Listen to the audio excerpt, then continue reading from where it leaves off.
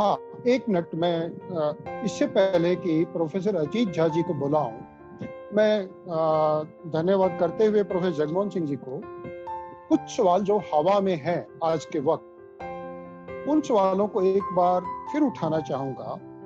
व्यक्ति की स्वतंत्रता, अभिव्यक्ति की आजादी, संवैधानिक व्यवस्था, राज्य सत्ता पर अंकुश, ये जो सवाल हैं, ये सवाल कहीं ना कहीं एक वैचारिक फ्रेम की उपज है।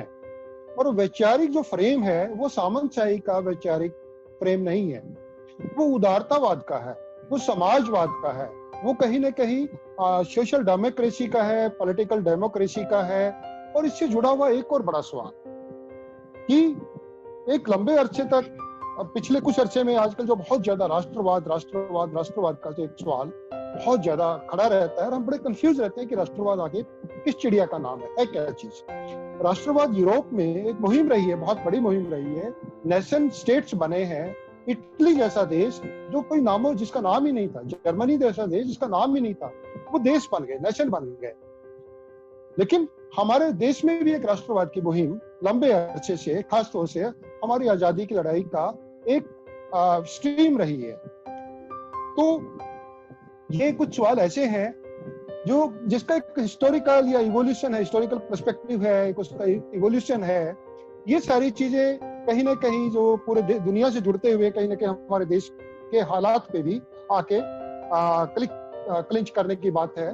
तो उसके लिए मैं प्रोफेसर अजीत झा जी से रिक्वेस्ट करूंगा कि वो अपनी बात रखें, और इससे जुड़े हुए जो भी प्रकरण है या जिसके जो पर्सपेक्टिव्स हैं वो उन पे भी आपकी चर्चा में बात रखें। प्रोफेसर अजीत झा जी। सुरेंद्रपाल जी, कितना time? 10-15 minute? Hello Surendra ji. Sir, you can take your time. We are here to listen you. Surendra ji unmute नहीं है शायद। 15 मिनट्स बोलिएगा, 15 मिनट बोलिएगा प्रोफेसर साहब। पहले रोक दीजिएगा। अब मैं आपको इशारा कर देंगे, आप बोलिएगा प्लीज। वेलकम। समूह को धन्यवाद, और बहुत सारे परिचितों के साथ एक साथ बात करने का मौका मिला। ये एक बहुत ही खुशी का मौका है। जो सवाल अभी सुरेंद्र जी ने रखे हैं, मुझे लगता है उन सब सवालों के बारे में तो 10-15 मिनट में बात करना मुश्किल होगा। जगमोहन जी के ऊपर भी वो दबाव रहा होगा। लेकिन आज की बातचीत में अगर कुछ फ्रेम बन जाए तो अलग अलग विषयों पे एक व्यवस्थित चर्चा हो सकती है। मैं 21वीं सदी के संदर्भ में ही कुछ बातें रखना चाहूंगा आपके सामने आज। 18वीं 19वीं शताब्दी में, जैसा कि अभी सुरेंद्र जी ने कहा, फ्रांस की क्रांति के साथ, फ्रांस की क्रांति के आसपास नई प्रक्रिया, नई विचार व्यवस्थित होने लगे। 19वीं सदी में हम कह सकते हैं कि जो आधुनिक राजनीतिक सामाजिक विचार हैं, जिन्होंने मनुष्य के सामने जीवन के लक्ष्यों के बारे में, सामाजिक संगठन के बारे में, सांस्कृतिक आकांक्षा के बारे में कई नए सवाल रखे, कई नए समाधान भी सामने में रखे। उदारवाद हो, समाजवाद हो, जो दो बड़ी विचारधाराएं दुनिया के सामने आई, और अधिकांश जगहों पर इन विचारधाराओं के किसी भी रूप को हासिल करने के लिए राष्ट्र निर्माण या राष्ट्र की आजादी का सवाल बड़े पैमाने पे उभरा। तो राष्ट्रवाद भी, राष्ट्रीयता भी कुछ हद तक एक विचारधारा के रूप में उभरी, और 20वीं सदी में ये विचारधाराएं बहुत लोकप्रिय हो गई। इन विचारधाराओं का जन्म, इनके क्लासिकल जन्मदाता अगर उनको हम ढूंढेंगे, अगर इनके प्रामाणिक आधार ग्रंथों को हम ढूंढेंगे, तो वो तो हमको 19वीं शताब्दी में मिल जाएंगे। पर जब ये विचारधाराएं एक बड़ी सोशल फोर्स बन गई, एक बड़ी सामाजिक शक्ति बन गई, जिनके पीछे हजारों लाखों लोग संगठित होने लगे, एकत्रित होने लगे, इनकी पक्ष की बड़ी बड़ी पार्टियां बनने लगी, ये अनुभव हमको 20वीं शताब्दी में आया। और 20वीं शताब्दी में ही हमको ये जो नए परिवर्तन हो रहे थे, इसका एक भारी रिएक्शन भी हमको देखने को मिला 20वीं शताब्दी में। 20वीं शताब्दी में इस रिएक्शन का जो सबसे खतरनाक रूप था, वो समूह, वो लोग, वो विचार जो पूरी तरीके से मनुष्य के बारे में जो नई परिकल्पनाएं की जा रही थी, लोकतंत्र की, समता की, सामाजिक समता की, आर्थिक समता की, इससे जो बहुत परेशान थे, उनको समझ में नहीं आ रहा था कि मनुष्य इस ढंग का समाज कैसे बना सकता है, इस ढंग के समाज का कैसे निर्माण कर सकता है। ऐसे लोगों ने फांसीवाद और नाजीवाद को जन्म दिया और इसके अलग अलग रूप दुनिया के कई हिस्सों में तब से लेके अब तक पाए जाते हैं। ये 20वीं शताब्दी का संदर्भ मैं इसलिए दे रहा हूं क्योंकि 20वीं सदी में कुल मिलाकर के जो आधुनिक विचारधाराएं थी, लड़ाई कुल मिला के कुछ अपवाद छोड़ के, कुछ कालखंड छोड़ करके, फांसीवाद, नाजीवाद का ये लड़ाई उन विचारधाराओं के बीच में थी। उनमें से किसी भी विचारधारा ने कम से कम कागज पर, जो अभी जगमोहन जी कह रहे थे, रियलिज्म की बात, वो अपने सत्ता में आने के बाद उसको लागू करें या न करें, लेकिन जो बहस का, विमर्श का, चर्चा का जो आधार होगा, उसमें तर्क के इस्तेमाल को, बुद्धि के इस्तेमाल को, यथार्थ के इस्तेमाल को किसी भी आधुनिक विचारधारा ने छोड़ा नहीं था। उसमें मैनिपुलेशन हो सकता है, उसमें जानबूझ करके भ्रम पैदा करने की कोशिश की जा सकती है, लेकिन तर्क का आधार ये नहीं था कि मैं जो कहता हूं उस पर तुम यकीन करो, अगर मुझ पर यकीन नहीं करोगे तो देश खंड खंड हो जाएगा, समाज खंड खंड हो जाएगा। इस किस्म के गैर बौद्धिक, इरेशनल आइडियाज का सहारा किसी भी आधुनिक विचारधारा ने नहीं लिया अपनी आपसी लड़ाई में। और जो ज्यादातर लड़ाइयां थी वो विचारधाराओं के अंदर भी थी। उदारवाद के अंदर बहुत सारी शाखाएं थी, समाजवाद के अंदर बहुत सारी शाखाएं थी, राष्ट्रवाद के अंदर बहुत सारी शाखाएं थी, और वो भी आपस में काफी लड़ती भिड़ती रही। ये 20वीं सदी का विचारधाराओं का एक अनुभव है। उनकी बहुत सफलताएं हैं उन विचारधाराओं की 20वीं शताब्दी में, और बहुत सारी असफलताएं भी हैं जिसकी वजह से 21वीं सदी का संदर्भ है। 20वीं सदी के विचारों की एक बड़ी असफलता ये थी कि अपने देश में एक विचारधारा का इस्तेमाल करना और अपने देश के फायदे के लिए दूसरे देश को गुलाम बनाने के लिए एक दूसरी विचारधारा का इस्तेमाल करना और एक दूसरी व्यवस्था का इस्तेमाल करना। आधुनिक विचारधाराओं की जिनकी जन्मभूमि यूरोप में है, जो कागज पर यूनिवर्सल हैं, कागज पर वो सारी विचारधाराएं मानव मात्र के लिए हैं, लेकिन व्यवहार में अपने देश की सीमा के बाहर निकलते ही उन विचारधाराओं के साथ समझौता शुरू हो जाता है।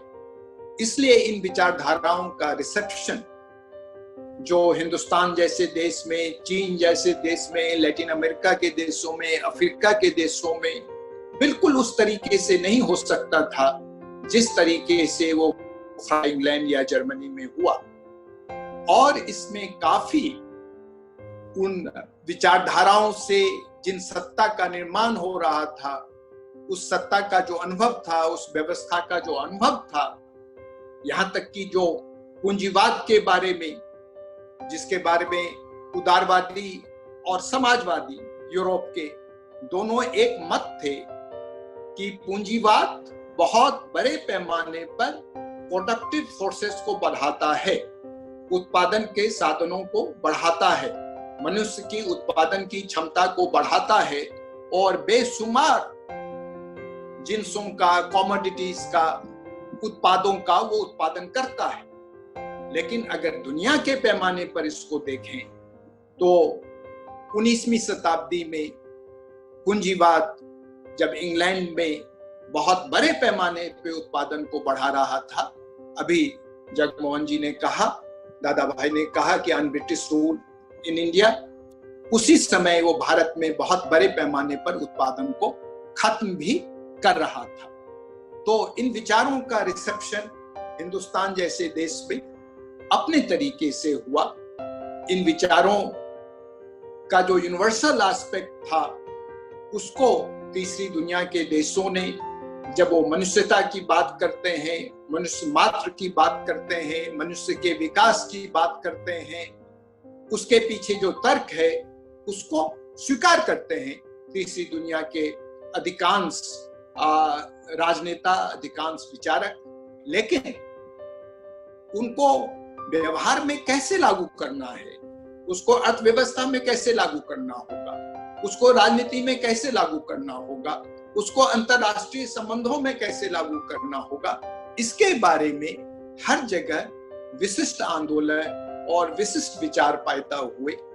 गांधी, अंबेडकर से लेकर के और हमारे युग में नेल्सन मंडेला तक, फैनन अफ्रीका में, कैब्रल अफ्रीका में, पैन अफ्रीकनिज्म, पैन अरेबिज्म, पैन इंडियनिज्म में हम इस सब की एक झलक देख सकते हैं। 21वीं शताब्दी का जो संदर्भ है वो संदर्भ ये है कि 20वीं शताब्दी के विचारधाराओं के आधार पर जो निर्माण करने की कोशिश की गई, उसमें निर्माण तो बहुत हुआ, लेकिन जो वादे इन विचारधाराओं ने किए थे इंसान के साथ, इंसानी समाज के साथ, जो लोकतंत्र का वादा था, जो बराबरी का वादा था, और सबसे बड़ी बात जो आधुनिकता का, मनुष्य की मुक्ति का वादा था, मनुष्य के इमेंसिपेशन का वादा था, कहीं न कहीं जो बुनियादी तर्क था आधुनिक विचारों के पीछे, वो ये था कि मनुष्य कई तरह के बंधनों में जकड़ा हुआ है, जो बंधन प्राकृतिक नहीं है, उल्टा प्राकृतिक तौर पर मनुष्य स्वतंत्र है, लेकिन मनुष्य ने जो व्यवस्थाएं बनाई हैं, उन व्यवस्थाओं ने मनुष्य को बंधनों में जकड़ रखा है।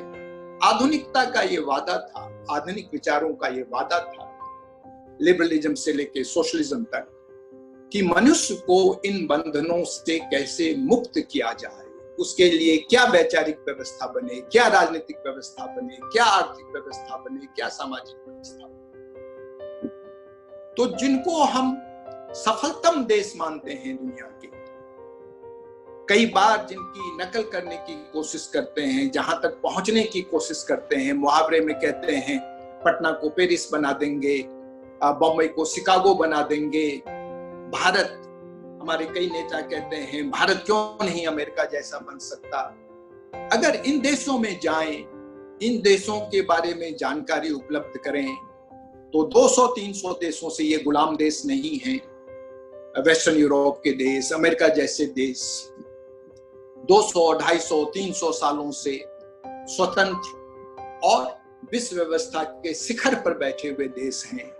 इनकी बहुसंख्यक आबादी की दुर्वस्था, वो दुर्वस्था आर्थिक मामलों में शायद वैसी नहीं होगी जैसे हिंदुस्तान के मजदूर की है, पर अगर गैर बराबरी का तर्क हम इस्तेमाल करते हैं उनके आंतरिक समाजों में, डिप्रिवेशन का तर्क अगर हम इस्तेमाल करते हैं उनके आंतरिक समाजों में, और जो मुक्ति का सांस्कृतिक वादा आधुनिकता ने किया था उस तर्क का इस्तेमाल अगर हम करते हैं, तो अमेरिका जैसे देश की हालत, इंग्लैंड जैसे देश की हालत, यहाँ तक कि जर्मनी जैसे देश की हालत हमको बहुत अच्छी नहीं मिलेगी। अमेरिका से अच्छी मिलेगी क्रांतियों की परंपरा के कारण वेस्टर्न यूरोप में, लेकिन बहुत अच्छी नहीं मिलेगी। और अमेरिका की हालत तो बहुत ही खराब है, वहां के बहुसंख्यक लोगों की हालत अगर सांस्कृतिक दृष्टि से देखें और डिप्रिवेशन की दृष्टि से देखें तो चाहे वो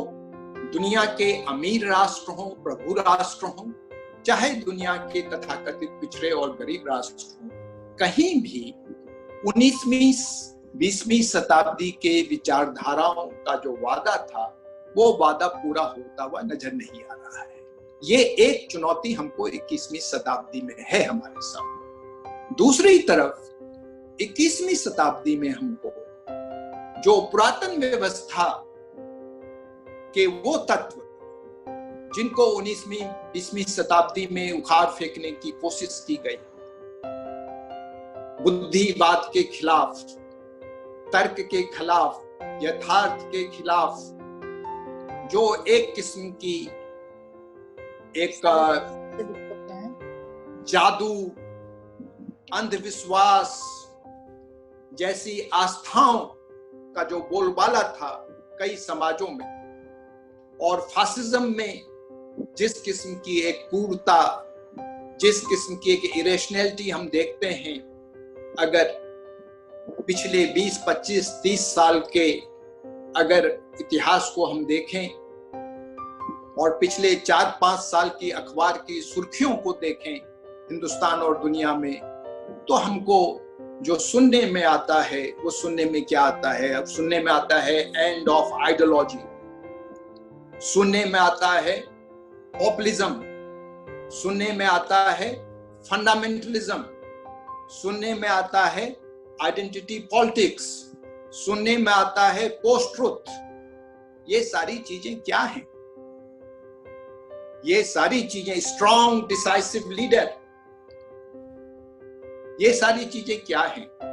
ये सारी चीजें एक काउंटर रिवॉल्यूशन, एक काउंटर रिवॉल्यूशन जो फासिज्म के, नाजिज्म के जमाने में छोटे पैमाने पे था, केवल दुनिया के कुछ देशों में ही, हम कह सकते हैं कि यूरोप के 3 महत्वपूर्ण देशों में वो सत्ता में आने में कामयाब हुए। उसके अलावा उनका आकर्षण तो था, हिंदुस्तान में भी आकर्षण था। हिंदुस्तान में भी बहुत लोग थे जो 1930 के दशक में ये कहते थे कि हमको नाजी जर्मनी बनना है, हमको फासिस्ट इटली बनना है। ये हिंदुस्तान का जो राष्ट्रीय आंदोलन है उसको अगर सफल होना है तो उसको उनके नक्शे कदम पर चलना पड़ेगा। ऐसे लोग हिंदुस्तान में भी थे, आप सब जानते हैं, उनका नाम लेने की अभी जरूरत नहीं है। एक छोटे कालखंड में 200-300 साल के इतिहास में कुछ इलाकों में जो विचारधाराएं ज्यादा प्रभावी हुई, आज दुनिया के पैमाने पे वो विचारधाराएं प्रभावी हो रही हैं। जब दुनिया के पैमाने पे वो विचारधाराएं प्रभावी हो रही हैं तो 21वीं शताब्दी की 2 चुनौतियां हैं। पहले सबसे बड़ी चुनौती है ये जो काउंटर रिवॉल्यूशन है, और जिस काउंटर रिवॉल्यूशन को पॉपुलर सपोर्ट भी है। ऐसा नहीं है, हम अपने आप को इस गलतफहमी में न रखें, इस भ्रम में न रखें कि उसको पॉपुलर सपोर्ट नहीं है। पॉपुलर सपोर्ट क्यों है, कैसे आया, क्यों आया, कितना वो स्थायी रहेगा, स्थायी नहीं रहेगा, ये एक अलग सवाल। हिटलर जब एक बार सत्ता में आ गया तो सत्ता में आके उसने केवल और केवल सत्ता का इस्तेमाल किया, उसके बाद उसने पॉपुलर सपोर्ट का कोई इस्तेमाल नहीं किया। लेकिन सत्ता में आने तक की जो प्रक्रिया थी उसमें उसको काफी पॉपुलर सपोर्ट था। पॉपुलर सपोर्ट का ये मतलब नहीं होता है कि 100% लोग उसके साथ थे या बहुसंख्यक लोग उसके साथ थे, नहीं। जर्मनी में कभी भी किसी भी दौर में किसी भी चुनाव में उसको 35% से ज्यादा वोट नहीं मिले, किसी भी चुनाव। और जिस चुनाव से वो सत्ता में आए उस चुनाव में भी जर्मनी में सोशलिस्ट पार्टी और कम्युनिस्ट पार्टी को मिला के उनसे ज्यादा वोट मिले थे उस चुनाव में भी। लेकिन कम्युनिस्ट पार्टी के लिए सोशलिस्ट पार्टी उतनी ही बड़ी दुश्मन थी जितनी बड़ी नाजी पार्टी थी, और सोशलिस्ट पार्टी के लिए कम्युनिस्ट पार्टी उतनी ही बड़ी दुश्मन थी जितनी नाजी पार्टी थी। उस समय तक वो सत्ता में आके क्या करने वाले हैं इसका अंदाजा जर्मनी के सोशलिस्टों और कम्युनिस्टों को नहीं था। सत्ता आ गई हिटलर के हाथ में, और जब हिटलर की सत्ता ने अपना नंगा नाच किया तब एकता की बात, तब पॉपुलर फ्रंट की बात यूरोप में शुरू हुई, हिंदुस्तान में भी शुरू हुई उस पॉपुलर फ्रंट की बात। और उस समय अक्रॉस द स्पेक्ट्रम जो भी उदारवाद के समर्थक थे, यहां तक कि पूंजीवाद के समर्थक थे, पर जो कम से कम फांसीवाद के विरोधी थे, वहां से लेकर के समाजवाद के जितने रूप थे, जो बहुत सारे रूप थे, बहुत सारे आंतरिक विभाजन थे, उन सबको खत्म करके एक यूनाइटेड फ्रंट, एक संयुक्त मोर्चा बनाने की कोशिश की। तो हमारे सामने 21वीं शताब्दी में जो इस वक्त तत्काल सबसे बड़ा सवाल है हिंदुस्तान में और दुनिया के ज्यादातर हिस्सों में, वो इस किस्म के एक क्रूर मानव विरोधी जो प्रक्रिया इस वक्त चल रही है दुनिया में, उसके खिलाफ मुकाबला करने की जरूरत है, उसके खिलाफ एकजुटता की जरूरत है। और इसमें विचारधाराओं की क्या भूमिका हो सकती है, पुरानी विचारधाराओं की, और शायद नए विचारों को गढ़ने की भी जरूरत होगी, इनकी क्या भूमिका हो सकती है, इसके बारे में हमको सोचने की जरूरत है। हमको ये भी सोचने की जरूरत है कि जब ये इस किस्म के काउंटर रिवॉल्यूशनरी ताकतें सत्ता में नहीं थी, जो लंबे समय से सत्ता में नहीं थी दुनिया में, उस समय जो सत्ता में थे, जिनके बारे में हम ये मानते हैं कि वो उन अर्थ में काउंटर रिवॉल्यूशनरी नहीं थे जिस अर्थ में दुनिया के अधिकांश देशों में इस वक्त कई तरह की सत्ताएं हैं जिनके आपस में बहुत मतभेद हो सकते हैं, लेकिन उनकी तुलना हम इन रिजीम्स के साथ नहीं कर सकते हैं। उस समय में उन विचारधाराओं से, उन पार्टियों से, उन सरकारों से क्या ऐसी गलतियां हुई, क्या ऐसी कमजोरियां हैं उसमें, क्या ऐसी गंदगी है जिसमें से इस ढंग के कीड़े पैदा हुए और मजबूत हुए, इसके बारे में हमको सोचने की जरूरत है। ये दो बड़े सवाल हैं हमारे सामने 21वीं शताब्दी में, और इसके लिए मैं समय भी शायद हो रहा होगा, मुझे मालूम नहीं कितना समय हो गया बोलते हुए। मैं 2-3 बातें सिर्फ आपके सामने रखना चाहूंगा, और इसकी शुरुआत जो मैंने जगमोहन जी से एक बार सुना था, हमने बुलाया था इनको एक वक्तव्य के लिए, दिल्ली में 1 से ज्यादा बार बुलाया होगा, पर एक वक्तव्य का मैं हवाला दे रहा हूं। जब जगमोहन जी को कई लोग बुलाते हैं बोलने के लिए, तो मुझे लगता है उनको एक उम्मीद होती है कि वो भगत सिंह के बारे में तो बात करेंगे ही, गांधी के खिलाफ भी बात करेंगे। कई लोग इस उम्मीद से बुलाते हैं। जिस सभा में मैं गया था वहां भी ऐसे बहुत सारे लोग थे जिनको ये उम्मीद थी, इस उत्साह से वहां गए थे कि शहीद आजम के भांजे के मुंह से गांधी के खिलाफ कुछ सुनने को मिलेगा जो बड़ा अच्छा रहेगा। पर जो जगमोहन जी ने कहा, उन्हें पता नहीं याद होगा या नहीं होगा, पर वो कई जगह इस बात को बोल चुके होंगे, इसलिए वो उनको ध्यान आ जाएगा। उन्होंने कहा कि हमारे सामने सवाल गांधी वर्सेस भगत सिंह का नहीं है। भगत सिंह के जीवन का लक्ष्य गांधी को नीचा दिखाना या गांधी को विरोध करना नहीं था, और गांधी के जीवन का लक्ष्य भगत सिंह का विरोध करना नहीं था। ये दोनों हिंदुस्तान में जो ब्रिटिश साम्राज्यवाद था उसके खिलाफ लड़ रहे थे, और हमको वो जो एसेंस है भगत सिंह का, उसको ध्यान में रखना चाहिए, उस पर फोकस करना चाहिए, उसके बारे में बात करनी चाहिए। तो जब हम विचारधाराओं की बात करें 21वीं शताब्दी में, आज के दौर में, काउंटर रिवॉल्यूशन के दौर में, तो हम सब किसी न किसी विचार परंपरा से आते हैं। बहुत कम लोग होते हैं राजनीति में, सामाजिक जीवन में, जो किसी न किसी विचार परंपरा से ना आते हो। अपने विचार परंपरा के प्रति एक ज्यादा आकर्षण हो सकता है। जैसा जिस धर्म या क्षेत्र में आप पैदा होते हैं उसके बारे में आपकी जानकारी भी ज्यादा होती है, आपका आकर्षण भी हो सकता है जन्मना। लेकिन अमूमन हम में से ज्यादातर लोग दूसरी विचारधाराओं के बारे में, दूसरे विचार परंपराओं के बारे में बहुत कम जानते हैं। उसके बारे में जल्दी से कुछ निष्कर्ष निकाल लेना, हल्के में कुछ बात करना, ये अच्छा नहीं होगा। इस संस्कार को हमें छोड़ना चाहिए, सभी विचार परंपरा के लोगों को छोड़ना चाहिए। और ये भी ध्यान रखना चाहिए कि कोई भी विचार परंपरा जो दुनिया की है वो कोई प्योर विचार परंपरा नहीं है। हर विचार परंपरा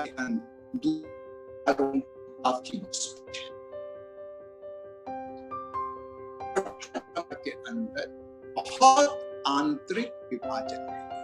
उदारवाद के अंदर आंतरिक विभाजन इस हद तक है कि उदारवाद का एक रूप अपने आप समाजवाद के ज्यादा करीब पाएगा बनिस्बत उदारवाद के क्लासिकल।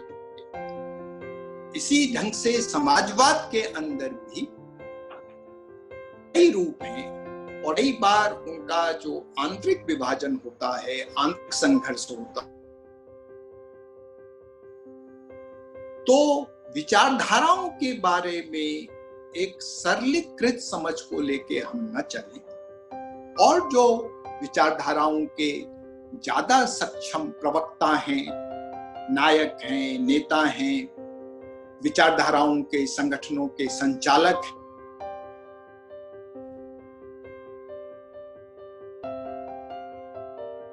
के बाद, अच्छे और बुरे अनुभव के बाद हम आत्म आलोचना भी करें, इंट्रोस्पेक्शन भी करें, और जो हमारे कॉमन रूट्स हैं और कॉमन गोल्स हैं, इसके आलोक में हम एक दूसरे की विचारों से क्या सीख सकते हैं, इसके बारे में एक सतत संवाद की जरूरत है, जैसा कि संवाद आप लोग कर रहे हैं इस वक्त। इस संवाद के बिना हम 21वीं शताब्दी की चुनौतियों का सामना, जो चुनौतियां काउंटर रिवॉल्यूशन की चुनौती है, जो काफी हद तक 200-300 साल की आइडियोलॉजिकल जर्नी के द्वारा जिन संभावनाओं को इंगित किया गया था, उन संभावनाओं को साकार न कर पाने की चुनौती है, और जो नए आंदोलन पैदा हुए पिछले 30-40 साल में, और जो नई चुनौतियां पैदा हो रही हैं,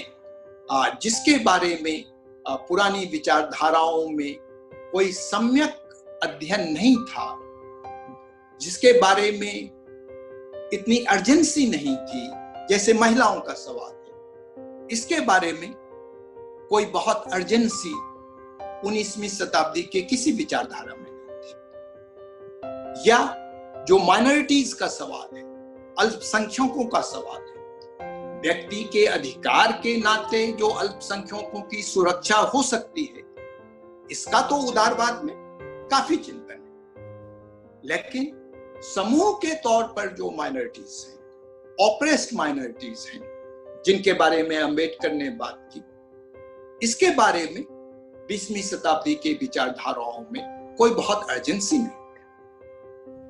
क्लाइमेट चेंज जिस ढंग से हमारे सामने आ रहा है, इसका कोई आभास क्लासिकल विचारधाराओं में नहीं था।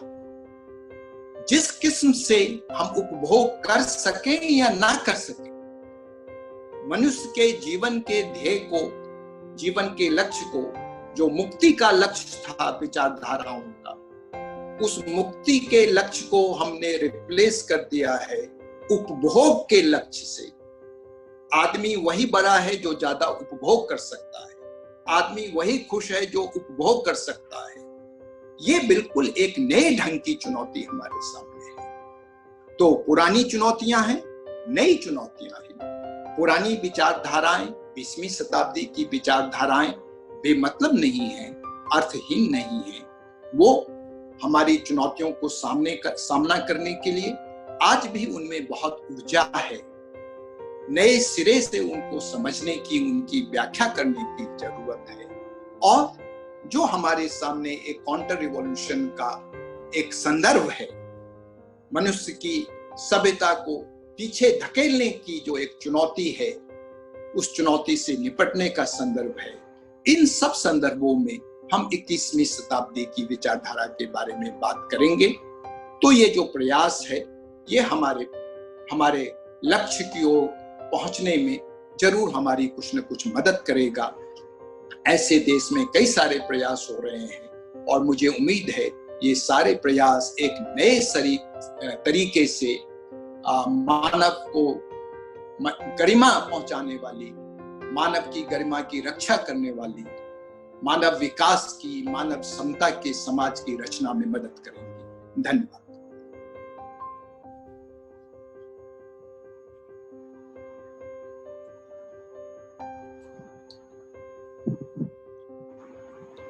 धन्यवाद प्रोफेसर अजीत झा जी।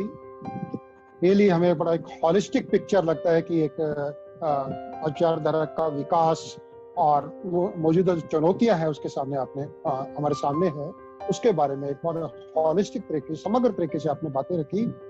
हालांकि ये इतना गंभीर मुद्दा है कि जिस पर बहुत लंबी चर्चा होनी चाहिए, जिसका स्कोप है, और हमारा प्रयास रहेगा कि और अमोना जी से रिक्वेस्ट करेंगे कि अभी आपकी अकेले और बहुत लंबी बातचीत फिर रखी जाए, क्योंकि सवालों में सवाल भी उठते हैं या जवाब से भी सवाल निकलते हैं। लेकिन थोड़ी देर बाद में आपसे फिर मैं एक बार रिक्वेस्ट करूंगा आपको फिर 4-5 मिनट के लिए बोलने के लिए। राष्ट्रवाद का जो सवाल आजकल हवा में है, हिंदू राष्ट्र या भारतीय राष्ट्र, वो सवाल बहुत बड़ा हमारे सामने चैलेंज की तरह है, जिसके बारे में हम स्पष्ट नहीं है कि वो है क्या सवाल। उस पे अगर अभी आप बोल पाएंगे तो अच्छा है, ताकि फिर हम बाकी हमारे जो गेस्ट स्पीकर्स हैं और हमारे कुछ फेसबुक लाइव पे भी कुछ मित्र अपने सवाल रख रहे हैं, उनको भी अटेंड कर पाए। तो मुझे लगता है कि कंटिन्यूटी में राष्ट्रवाद पे भी अपनी बात थोड़ी रख दे तो अच्छा रहेगा, एक बार में ही शायद लंबी बात हो पाएगी। एसपी सिंह जी, मैं एक प्रार्थना करना चाहूंगा कि आज के हमारे जो वक्ता हैं और आपकी जो चर्चा है ये इतनी महत्वपूर्ण है, इसको अगर हम थोड़ा समय में ना बांधे, बहुत ज्यादा तो नहीं हम कह सकते कि पूरे दिन चले, क्योंकि ये तो अनंत कथा है और बहुत सुंदर ढंग से विचार रख रहे हैं, तो थोड़ा अगर हम थोड़ा लिबरल हो जाएं समय के मामले में तो आभारी रहेंगे। मुझे क्या दिक्कत है, I will be very happy. मैं तो बहुत खुश हूँ कि इतना कुछ जानने और समझने को मिल रहा है। ये तो गोल्डन अपॉर्चुनिटी हमारे लिए। तो प्रोफेसर अजीत झा जी, राष्ट्रवाद का सवाल है, वो उस पे जरूर अपनी बात रखिएगा, और खैर इसी पे एक बार रखें ताकि फिर हमारे कोई और नए सवाल होंगे उसी से जुड़े हुए तो वो फिर हम रखेंगे। फिर भी आप ये देख लीजिए कि फेसबुक से साथी जुड़े हुए हैं, तो आपको समय के बारे में कुछ सोच लेना होगा। दोबारा भी हम मिल सकते हैं, राष्ट्रवाद के बारे में लंबी बात भी कर सकते हैं। 5 मिनट में आप अपनी बात रखिएगा। 5 मिनट में 5 मिनट सुविधा हो। राष्ट्रवाद के बारे में 5 मिनट में 2-3 बातें मैं आपसे कहना चाहूंगा। हम लिबरल भी है, 5 का मतलब 7 और 8 भी हो सकता है। ठीक। उदारवादी भी हैं हम। उदारवादी ही हैं हम। एक तो क्या होता है हमारे मनोविज्ञान में, हम जिस समय में और जिस दुनिया में रहते हैं उसमें कुछ बातें जो हमें सुखद लगती हैं, अच्छी लगती हैं, तो उसको हम अपनी ओर से इतिहास में प्रोजेक्ट कर देते हैं। ये हमारा एक स्वभाव होता है। कई बार ये उपयोगी भी होता है, पर कई बार ये बहुत खतरनाक भी होता है। और राष्ट्र के संदर्भ में ये एक बहुत खतरनाक अवधारणा है, क्योंकि आज हम एक भारतीय राष्ट्र का हिस्सा हैं, तो कई बार को ये लगता है और संगठित जानबूझ के इस बात करते हैं जिन्होंने इस राष्ट्र के निर्माण में सबसे ज्यादा रोड़े अटकाए। राष्ट्र निर्माण में तो कोई योगदान नहीं ही किया, राष्ट्र निर्माण में रोड़े भी अटकाए। वो सबसे ज्यादा दावा करते हैं कि हम तो एक सनातन राष्ट्र हैं। ये धर्मों में ये चलन रहा था लंबे समय तक, अब अधिकांश धर्म भी इसको छोड़ रहे हैं। धर्मों में ये चलन था कि हम सच्चा धर्म,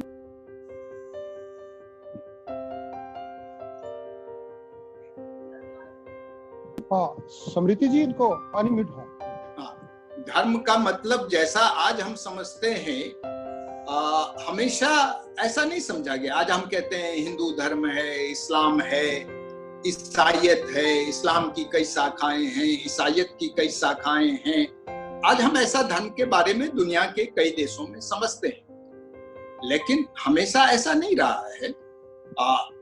धर्मों में ये परंपरा रही है कि धर्म का मतलब केवल वही धर्म जिसको मैं मानता हूं, वो धर्म है। बाकी सब जो है वो झूठ है, जिसको मेरा धर्म स्वीकार कर लेना चाहिए। अगर वो मेरा धर्म स्वीकार नहीं कर लेता है तो उसे ईश्वर की प्राप्ति हो नहीं सकती, ईश्वर की अनुकंपा मिल नहीं सकती, उसको कभी मुक्ति मिल नहीं सकती। तो इस ढंग के धर्मों की भी एक परंपरा रही है। कुछ लोग राष्ट्र के बारे में भी इस किस्म की परंपरा चलाना चाहते हैं कि अगर हमारा कहीं कोई प्रभाव है हमारे इलाके की संस्कृति का या समाज का, तो वो तो गौरव की बात है। पर अगर किसी दूसरे इलाके का संस्कृति का प्रभाव हमारे इलाके में है तो वो बड़े अपमान की बात है। एक ही आदमी ये दोनों बातें बोलते हैं। तो एक तो ये समझ लेने की जरूरत है कि जिसको आज हम राष्ट्र समझते हैं, आज अगर हम भारतीय राष्ट्र बोलते हैं तो इसका मतलब ये राष्ट्र को क्या है? ये भारत के नागरिकों का राष्ट्र। ये बात किसी राजा का राष्ट्र नहीं है, ये किसी प्रधानमंत्री का राष्ट्र नहीं है, ये किसी पॉलिटिकल पार्टी का राष्ट्र नहीं है, ये भारत के नागरिकों का राष्ट्र है। इस अर्थ में और इस राष्ट्र की राजनीतिक सत्ता लोगों के द्वारा नियंत्रित है। वो नियंत्रित कर पाते हैं या नहीं कर पाते हैं, वो नियंत्रण कामयाब है या नहीं है, वो नियंत्रण लोगों को फायदा पहुंचा रहा है या नहीं पहुंचा रहा है, इस सब के बारे में सवाल हो सकते हैं। लेकिन परिकल्पना के स्तर पर, संरचना के स्तर पर, संविधान के स्तर पर इन बातों को कोई चुनौती नहीं दी जा सकती।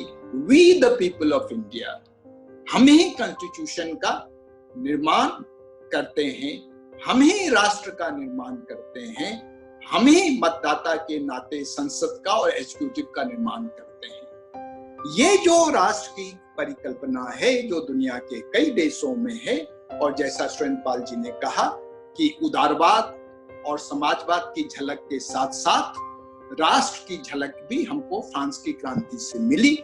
सही अर्थों में फ्रांस की क्रांति जब हुई वहां एक राजा का शासन था। क्या क्रांति से पहले फ्रांस एक राष्ट्र था? नहीं, क्रांति से पहले फ्रांस एक राष्ट्र नहीं था। वो क्या था? वो एक राजा का, लुई 16वें नाम के राजा का राज्य था। उसमें रहने वाले लोग कौन थे? उसमें रहने वाले लोग उस राजा की प्रजा थे। और वो राजा केवल फ्रांस का राजा हो ये कोई जरूरी नहीं है।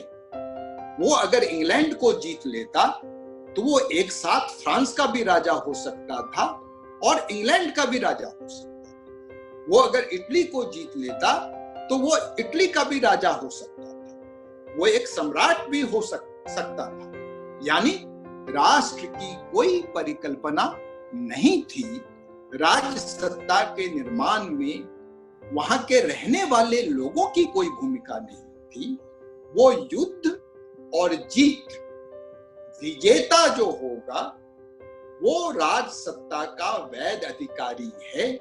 सारी दुनिया में यही कायदा था, हिंदुस्तान में भी यही कायदा था, यूरोप में भी यही कायदा था, चीन में भी यही कायदा था, अफ्रीका में भी यही कायदा। इंग्लैंड जैसे देश में जहां धीरे धीरे राज सत्ता के ऊपर वहां के सामंतों का, वहां के विशिष्ट वर्गों का नियंत्रण बढ़ गया और सैनिक शक्ति से राज परिवर्तन की प्रक्रिया बंद होने लगी, उस समय में भी अगर राजा को रखना है, क्योंकि राजा को रखना है, इंग्लैंड ने 17वीं शताब्दी में कोशिश की राजा के बिना एक व्यवस्था बनाने की, और राजा की, फ्रांस की क्रांति से पहले 17वीं शताब्दी में इंग्लैंड में राजा की हत्या की गई और राजा के बिना एक राजनीतिक व्यवस्था का निर्माण करने की कोशिश की गई, पर उन्हें उसमें बहुत तकलीफ आई और उन्हें लगा ऐसे तो चलेगा नहीं,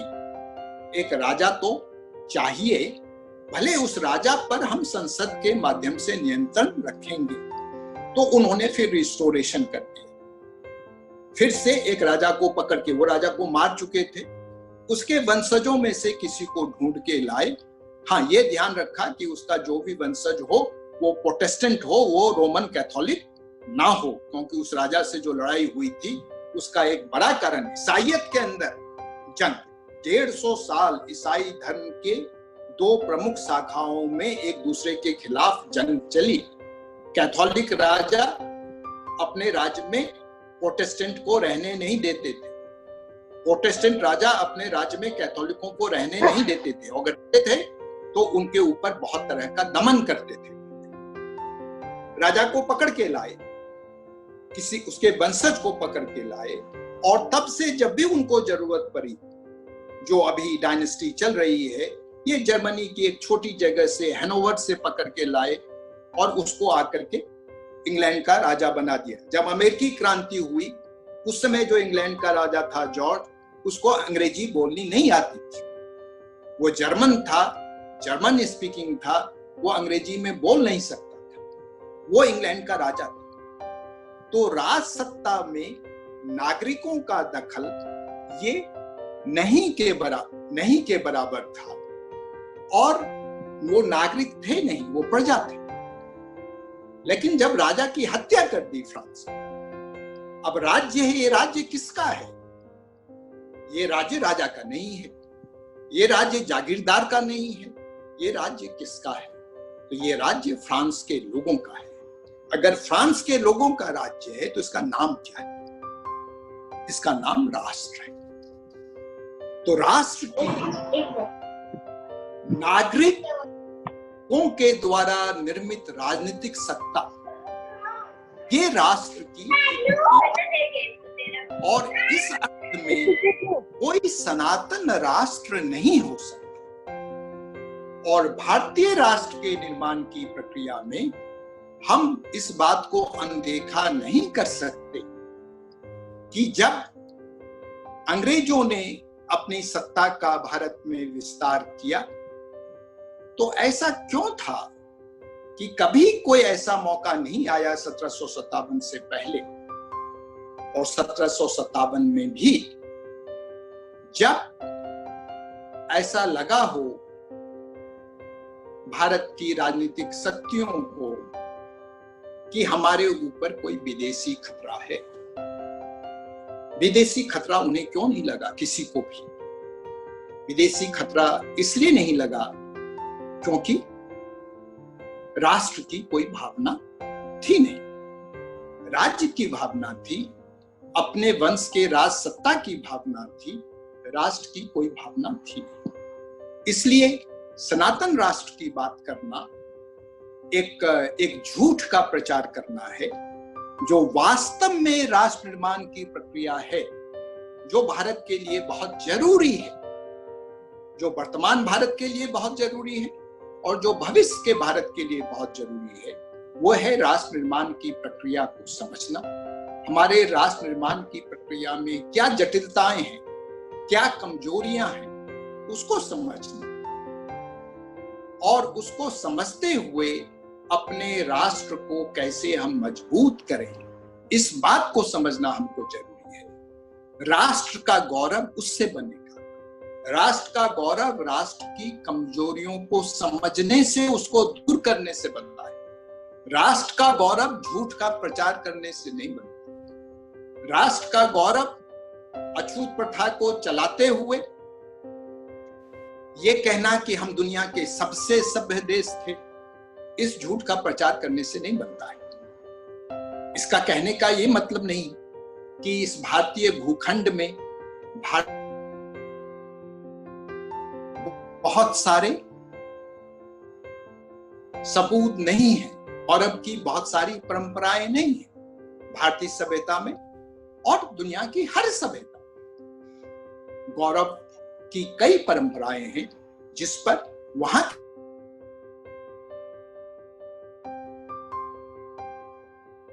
जो कमजोरियां हैं, जो कलंक है, जब हम राष्ट्र को ओन करते हैं तो हम केवल गौरव की विरासत के अधिकारी नहीं हैं, हम अपने कलंक की विरासत के भी अधिकारी हैं। उस गौरव को बढ़ाना और उस कलंक को दूर करना ये हमारी जिम्मेदारी है। उस कलंक को स्वीकार करने को अगर कोई राष्ट्रद्रोह कहता है तो उससे बड़ा कोई राष्ट्रद्रोही है नहीं। हर देश जब तेजी से विकास करने की कोशिश करता है या किसी बाहरी शक्ति से निपटने की कोशिश करता है तो अपने इतिहास का जरूर सहारा लेता है और उसे इतिहास का सहारा जरूर लेना चाहिए। पर वो इतिहास में ढूंढता क्या है? वो इतिहास में झूठ नहीं ढूंढता है, इतिहास में प्रेरणा के क्षणों को ढूंढता है, गौरव के क्षणों को ढूंढता है। पर वो गौरव के क्षण, वो प्रेरणा के क्षण, वो सच्चे होने चाहिए, वो झूठे नहीं होने चाहिए। बहुत बारीकी से अपनी सभी कमियों और सभी कमजोरियों को देखते हैं और उनको दूर करने का प्रयास करते हैं। और भारतीय राष्ट्र का निर्माण एक बहुत जटिल प्रक्रिया से हुआ। उसकी सारी जटिलताओं के बारे में शायद हम चर्चा नहीं कर पाएंगे, पर इतना जरूर हमको समझना चाहिए कि भारत के राष्ट्र के निर्माण में जितने तरह के सवाल थे, जितने तरह के कन्फ्लिक्ट थे, राष्ट्र निर्माण में कन्फ्लिक्ट होता है, हमेशा होता है। ये संभव नहीं है कि कन्फ्लिक्ट ना हो राष्ट्र के निर्माण की प्रक्रिया में। भारत तो अपने आप में एक दुनिया है। फ्रांस जैसे तुलनात्मक दृष्टि से छोटे देश में, जहां क्रांति के समय की आबादी 2.5 करोड़ थी, कुल 2.5 करोड़ आबादी थी, वहां भी बहुत बड़ा इलाका ऐसा था जहां की प्रजा, नागरिक तो नहीं थे पर लोग तो थे, इंसान तो थे, जो राजभक्त थे, जो राजा के समर्थक थे, जो गांव में रहते थे, किसान थे, और उन्होंने राजा के हक में तलवार उठाई और बहुत बड़े पैमाने पर क्रांति ने उनका कत्लेआम किया। क्रांति की गौरव गाथा को समझते हुए, गौरव की चर्चा करते हुए, क्रांति को ये भी करना पड़ा, और अगर करना पड़ा उसकी कुछ जरूरत हो सकती है, मजबूरी हो सकती है, पर उसको हम महिमा मंडित नहीं कर सकते। या जिन लोगों ने, जिन आम लोगों ने अपने संस्कार की वजह से उसका विरोध किया, उनको हम गाली नहीं दे सकते। आज भी 200 साल से ज्यादा हो चुके हैं, 250 साल होने वाले हैं। आज भी अगर उस इलाके में जाएंगे तो वहां के लोगों के लिए क्रांति कोई कॉमेमोरेशन का दिन नहीं है, आज भी नहीं। राष्ट्र को यह भी ध्यान रखना होता है, फ्रांस के राष्ट्र को हमेशा यह ध्यान रखना होगा। फ्रांस का राष्ट्र कभी भी वहां जाके लोगों को मजबूर नहीं करेगा कि क्रांति की दिन को, क्रांति की शताब्दी को, बाइसेंटेनरी को आप उसी धूमधाम से मनाइए जिस ढंग से मित्रा ने पेरिस में, जब वो राष्ट्रपति थे और 200 साल क्रांति के पूरे हुए, तो जिस ढंग से इंटरनेशनल लेवल पर उसका सेलिब्रेशन करने की कोशिश की, फ्रांस के ही एक इलाके में वो सेलिब्रेशन नहीं हो रहा था और फ्रांस उनको मजबूर नहीं कर रहा था उस सेलिब्रेशन के। तो राष्ट्र निर्माण की प्रक्रिया बहुत जटिल होती है। कोई भी समूह, किसी भी समूह को छोड़कर आप राष्ट्र निर्माण नहीं कर सकते, चाहे वो भाषाई समूह हो, चाहे वो धार्मिक समूह हो, चाहे वो जाति समूह हो, चाहे वो वर्ग का सवाल। और उनके अगर कुछ शंका है, क्योंकि राष्ट्र निर्माण का मतलब है एक नई सत्ता का भी निर्माण हो। राष्ट्र निर्माण केवल एक निर्गुण चीज नहीं है, केवल एक कल्पना नहीं है, केवल एक कागज पर राष्ट्र निर्माण नहीं हो सकता। राष्ट्र निर्माण एक सत्ता का भी निर्माण करेगा, एक राजनीतिक सत्ता का भी निर्माण करेगा, जो राजनीतिक सत्ता कुछ सामाजिक आर्थिक नीतियों को अपनाएगी। देश में रहने वाले लोगों के उस सत्ता के बारे में शंका हो सकती है, उस राजनीतिक सामाजिक नीतियों के बारे में शंका हो सकती है। जो राष्ट्र निर्माण चाहते हैं, राष्ट्र को मजबूत करना चाहते हैं, उनके लिए राष्ट्र के सभी नागरिकों से, सभी समूहों से संवाद करना, उनके कंसर्न को ध्यान में रखना, व्यवस्था में उसको जगह देना, और सबसे बड़ी बात इस बात की गुंजाइश रखना कि जो नहीं वो अपना काम कर सकें, एक सभ्य तरीके से पावर शिफ्ट हो सके। एक चीज सत्ता में आ गई, वही हमेशा सत्ता में रहेगी, ये मानव का इतिहास नहीं बतलाता है। वही कल्याणकारी होगा जो कि आज वो सत्ता में है, तो फिर तो इतिहास में कभी कोई बदलाव हो नहीं सकता। तो जो सभ्य समाज होते हैं, सभ्य समाज की ये जिम्मेदारी है कि वो मतभेदों के लिए, सत्ता में बदलाव के लिए, व्यवस्था में परिवर्तन की संभावना और गुंजाइश को रखे, उनको बराबरी का मौका दे। तो राष्ट्र के बारे में जब हम सोचें, राष्ट्रभक्ति के बारे में जब सोचें, तो हम इसके बारे में जरूर सोचें। ये जरूर है, हमारे देश में एक फैशन है, जब हम राष्ट्र की बात करते हैं तो हमारे सामने कई हमारे साथी, अच्छे साथी, समझदार साथी, जो कई लड़ाइयों में हमारे साथ रहते हैं, वो हमसे कहते हैं राष्ट्र की बात तो हिटलर ने की थी, राष्ट्र की बात तो मुसोलिनी ने की थी। वो इस देश में रहते हुए भूल जाते हैं राष्ट्र की बात भगत सिंह ने की थी, राष्ट्र की बात गांधी ने की थी, राष्ट्र की बात जयप्रकाश नारायण ने की थी। हिंदुस्तानियों को के लिए राष्ट्र निर्माण,